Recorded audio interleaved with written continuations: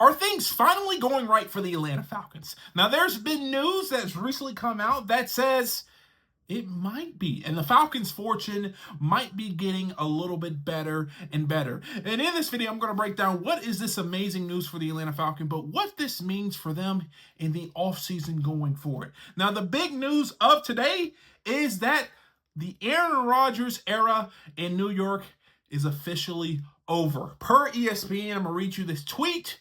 Breaking, the Jets have informed Aaron Rodgers that the team will be moving in a different direction at quarterback. That means you're done, bro. They're good. They don't want you no more.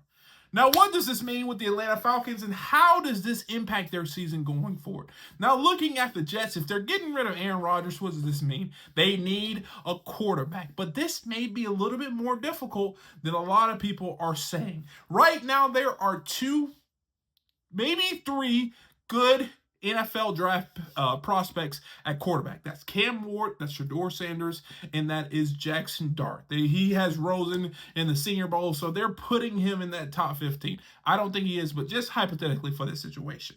Right now, the New York Jets currently have the 7th pick, and if you look in front of them, there are 4 teams that need a quarterback.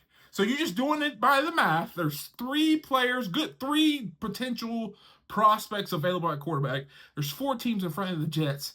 There's really no chance for them to get a draft prospect in this year's draft. Oh, and also a lot of GMs are saying this year's draft in regards to the NFL prospects are down. So maybe they don't even like a guy. But let me take it a step further.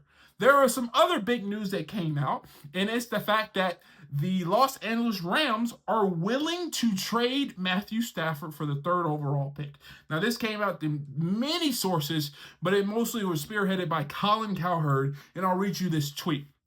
Cowherd says the Rams don't want to restructure Stafford's deal and are getting tired of his wife constantly talking to the public. The Rams could then look to trade down from 3 and then blah, blah, blah. Basically, the Rams want the 3rd overall pick to either draft a quarterback or trade down and get more value and maybe get Jackson Dart later in the draft. But at the end of the day, the Rams are actively either trying to move up to get a quarterback or try to move up to give another team a chance to get a quarterback, and they'll move back. Regardless, that's another team who's trying to enter the top 6 to make a draft pick for one of the quarterbacks that the Jets could be potentially interested in. So I say all this to say the Jets have slim pickings, and they need to figure out a way to get a quarterback. Now, there's other quarterbacks on the market, but many teams are being tied to those other quarterbacks, such as Sam Darnold. I'm hearing he's going to go back to the Raiders. I'm hearing that there is some turmoil in Pittsburgh. Who knows you're going to go with? And so right now, the Jets are kind of... I don't know what they're going to do. Now, here's another nugget of news that will link the Jets to Kirk Cousins. And Ian Rappaport tweeted this out, and he says, the Jets hired former Vikings GM Rick Spielman as senior financial advisor, they announced. Spielman helped with their coaching and GM search. That means Spielman is in. And he is making or helping make a lot of decisions. He did with their coach. He did with their GM. And you don't think this individual is going to help with their quarterback search? Oh, and this guy was the GM of Kirk Cousins' former team. And he was the GM that gave Kirk Cousins a bunch of money and initially signed Kirk Cousins to the Vikings, and which helped jumpstart their program. So Kirk Cousins and Rick Spielman have a relationship. And there's no telling why, there's no opposition on why Rick Spielman wouldn't start it over again and bring Kirk Cousins. Now, all this to say, you're probably sitting here and say, okay, there is a relationship there. Kirk Cousins could go to the Jets, but there's 2 things stopping us.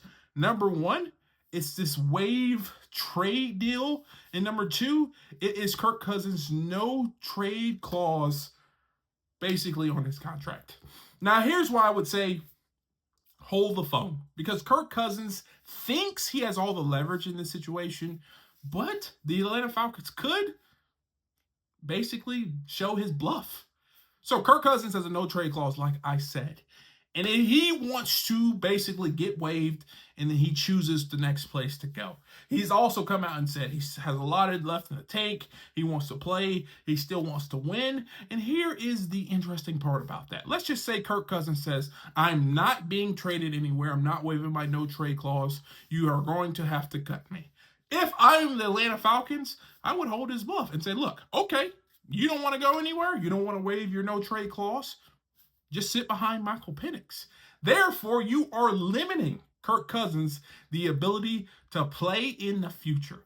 Kirk Cousins says he wants to continue to play, and the only option I think that the Atlanta Falcons could take next year is say, okay, you want to play? You either waive your no trade policy or you'll sit behind Michael Penix. There is no we're going to waive you and let you choose where you want to go. You either waive the no trade clause or you sit back and you won't play.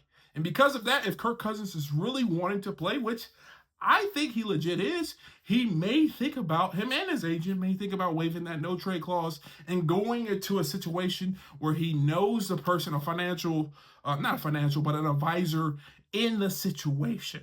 And so because of that, that is potential for Kirk Cousins. Now, how does this help Atlanta?